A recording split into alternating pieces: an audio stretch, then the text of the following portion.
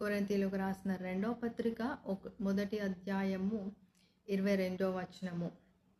ఆయన మనకు ముద్ర వేసి మన హృదయములలో మనకు ఆత్మ అను సంచకరువును అనుగ్రహించి ఉన్నాడు. దేవుడు ఏం ముద్ర వేసిన మనలో?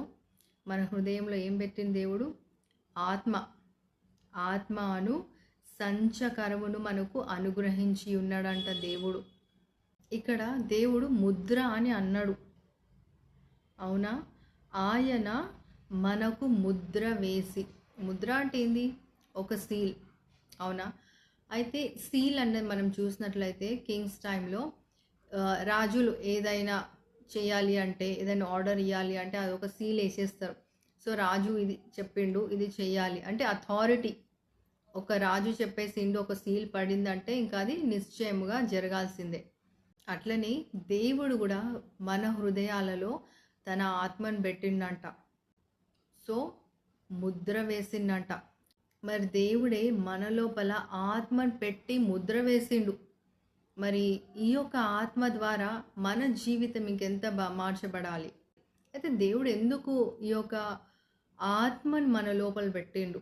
మనము ఆయన పిల్లలం కాబట్టి, ఆయన మనను తన రక్తం పెట్టి కొనుక్కున్నాడు కాబట్టి దేవుడు ఆ యొక్క ముద్ర వేసేసిండు.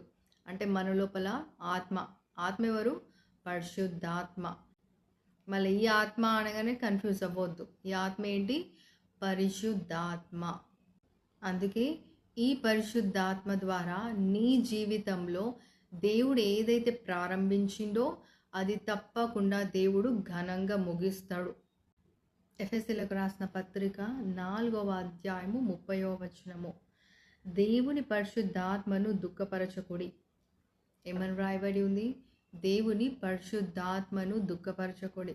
అయితే దేవుడు మన లోపల ఆయన ఆత్మను ముద్ర వేసిండు కాబట్టి ఆయన యొక్క ఆత్మ అంటే పరిశుద్ధాత్మను దుఃఖపరచొద్దంటున్నాడు దేవుడు ఇక్కడ.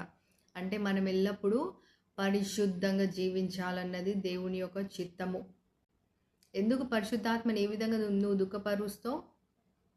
నువ్వు అబద్ధాలు ఆడినా, నువ్వు పరిశుద్ధాత్మ దేవుడికి ఇష్టం లేనివి పాపాలు నువ్వు చేస్తే పరిశుద్ధాత్మ దేవుని దుఃఖపరిచినట్లు. నువ్వు పాపంలో జీవిస్తూ పరిశుద్ధంగా నువ్వు జీవించినట్లయితే పరిశుద్ధాత్మ దేవుడిని నువ్వు దుఃఖపరుస్తున్నట్లు. అందుకని దేవుడు ఇక్కడ పరిశుద్ధాత్మను దుఃఖపరచకూడి అన్నాడు. అంటే నువ్వు పాపం లేకుండా జీవించాలన్నది దేవుని యొక్క చిత్తము. నీ జీవితంలో ఏదైనా అనుకోని పరిస్థితి నువ్వు ఎదుర్కొన్నట్లయితే ఒక్కసారి నువ్వు గుర్తుంచుకోవాల్సింది, నీ లోపల పరిశుద్ధాత్మ దేవుడు ముద్ర వేసిండు గనుక నువ్వు దేన్ని కూడా భయపడాల్సిన అవసరం లేదు. ఆయన నీలోనే ఉంటూ నిన్ను నడిపిస్తూ ఉంటాడు. ఈరోజు వాక్యంలో చూసినాం కదా, దేవుడు తన ఆత్మను ముద్ర వేసిండు అంటే నువ్వు దేన్ని కూడా భయపడాల్సిన అవసరం లేదు. దేవుడు నిన్ను ప్రతి క్షణం గమనిస్తూనే ఉన్నాడు, నీతోనే ఉన్నాడు. దేవుడు నిన్ను నడిపిస్తూనే ఉన్నాడు. దేవుడు గలతీయులకు రాసిన పత్రిక 4వ అధ్యాయము 6వ వచనము. మరియు మీరు కుమారులయ్యున్నందున నాయనా తండ్రి అని మొర్రపెట్టు తన కుమారుని ఆత్మను దేవుడు మన హృదయములలోనికి పంపెను. ఇక్కడైతే ఇంకా క్లియర్గా వ్రాయబడి ఉంది, నాయనా తండ్రి అని మొరపెడతాం. ఎందుకంటే మన హృదయములలో దేవుని ఆత్మను పంపిండు కాబట్టి, మన హృదయములలో దేవుని ఆత్మను ముద్ర వేసిండు కాబట్టి, మన హృదయములలో దేవుడు నివసిస్తున్నాడు కాబట్టి. సో దేవుడే నీ లోపల ఉన్నాడు పరిశుద్ధాత్మ దేవుడిగా. గనుక దేనికి కూడా నువ్వు, ఏ సిచ్యువేషన్కి కూడా నువ్వు భయపడకుండా దేవునిలో విశ్వాసంలో నిరీక్షణతో కొనసాగించు.